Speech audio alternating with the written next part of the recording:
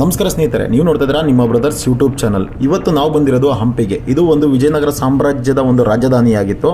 ಇದನ್ನು 7ನೇ ಶತಮಾನದಲ್ಲಿ ಚಾಳುಕ್ಯ ವಿನಯಾದಿತ್ಯನ ಒಂದು ತಾಮ್ರಶಾಸನದ ಪ್ರಕಾರ ಇದನ್ನ ಪಂಪಾಕ್ಷೇತ್ರ ಅಂತ ಕರೀತಾ ಇದ್ರು. ಅದಾದ ನಂತರ ಇದನ್ನ ಹಂಪಿ ಅಂತಲೇ ಪ್ರಸಿದ್ಧಿಯಾಗಿದೆ. ಹಂಪಿಯ ಪ್ರಮುಖ ದೇವಾಲಯವಾದಂತಹ ವಿರೂಪಾಕ್ಷ ದೇವಾಲಯ.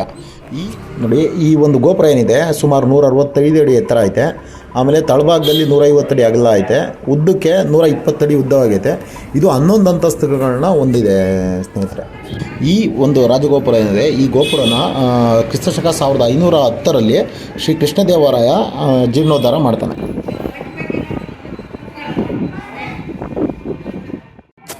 ಗೋಪುರದಿಂದ ಒಳಗಡೆ ಬಂದರೆ ನಿಮಗೆ ರೈಟ್ ಸೈಡ್ಗೆ ವಿಜಯನಗರ ಸಾಮ್ರಾಜ್ಯದ ಒಂದು ಲಾಂಛನ ಸಿಗುತ್ತೆ.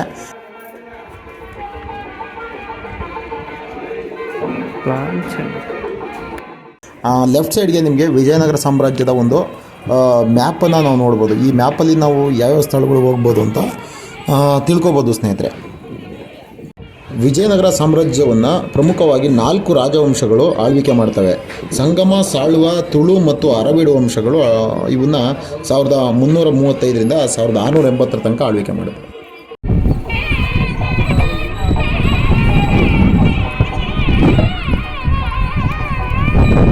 ನೋಡಿ ಸ್ನೇಹಿತರೆ, ನಮಗೆ 2ನೇ ಗೋಪುರದ ಒಳಗಡೆ ಬರ್ತಿದ್ದಂಗೆ ನಮಗೆ ಈ ಧ್ವಜಸ್ತಂಭ ಮತ್ತು ದೀಪಸ್ತಂಭಗಳನ್ನು ನಾವು ನೋಡ್ಬೋದಾಗಿದೆ. ಎಡಭಾಗದಲ್ಲಿ ನಮಗೆ ನೋಡಿ ಒಂದು ಆನೆನ ನಾವು ಕಾಣ್ಬೋದಾಗಿದೆ. ಇಲ್ಲಿ ಈ ಆನೆ ನೋಡ್ಕೊಂಡು ನಾವು ಇದೇ ಜಾಗದಲ್ಲಿ ಮುಂದೆ ಹೋದರೆ ನಮಗೆ ಪಾತಾಳೇಶ್ವರ ಸ್ವಾಮಿ ದೇವಸ್ಥಾನ ಸಿಗುತ್ತೆ. ನೋಡಿ, ಇಲ್ಲಿದೆ.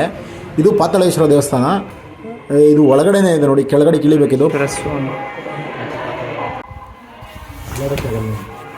ನೋಡ್ರಿ, ದೊಡ್ಡ ಕಪ್ಪು ಕಾಫಿ ಕುಡಿಯೋದು.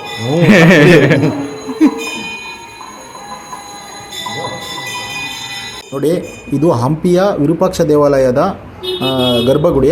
ನಾವು ಹಂಪಿ ವಿರೂಪಾಕ್ಷ ಸ್ವಾಮಿಯ ದರ್ಶನ ಮಾಡ್ಕೊಂಡು ಹೊರಗಡೆ ಬಂದ್ವಿ. ಇಲ್ಲಿಂದ ನಾವು ದರ್ಶನ ಮಾಡ್ಕೊಂಡು ಹೊರಗಡೆ ಬಂದರೆ ನಮ್ಮ ಬಲಭಾಗಕ್ಕೆ ಇಲ್ಲಿ ಲಕ್ಷ್ಮೀ ನರಸಿಂಹಸ್ವಾಮಿ ದೇವಸ್ಥಾನ ಇದೆ. ಹಾಗೆ ನಾವು ಮುಂದೆ ಹೋದರೆ ನಮಗೆ ಒಂದು ಗುಲಗಂಜಿ ಮಾಧವ ಸ್ವಾಮಿ ದೇವಸ್ಥಾನ ಅಂತ ಇದೆ ನೋಡಿ, ಗುಡಿ. ಮಾಧವ ಸ್ವಾಮಿ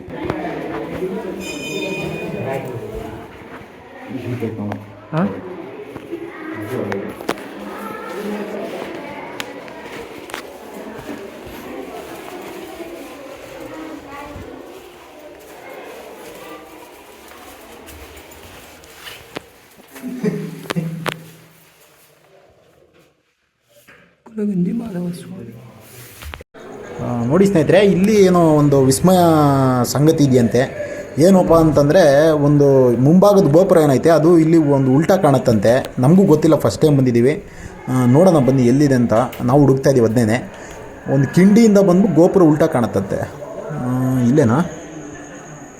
ಇಲ್ಲ, ನೋಡ ಒಳಗಡೆ. ಇಲ್ಲಿ ಇವನು ಇದೆ ಕಣ. ಓ ಸೂಪರ್. ನೋಡಿ ಸ್ನೇಹಿತರೆ, ಕಾಣಿಸ್ತಾ ಇದೆ ಗೋಪುರ. ನಾವು ಬಂದಿದ್ದಕ್ಕೂ ಒಂದು ಸಾರ್ಥಕ ಆಯ್ತು. ಇಲ್ಲಿ ಕಲ್ಯಾಣಿ, ಹಂಪಿ ಕಲ್ಯಾಣಿ.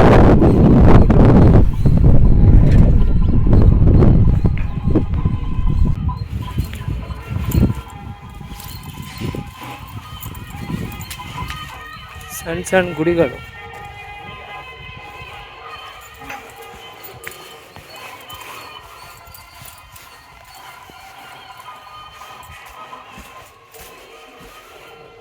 ಏನಿಲ್ಲ.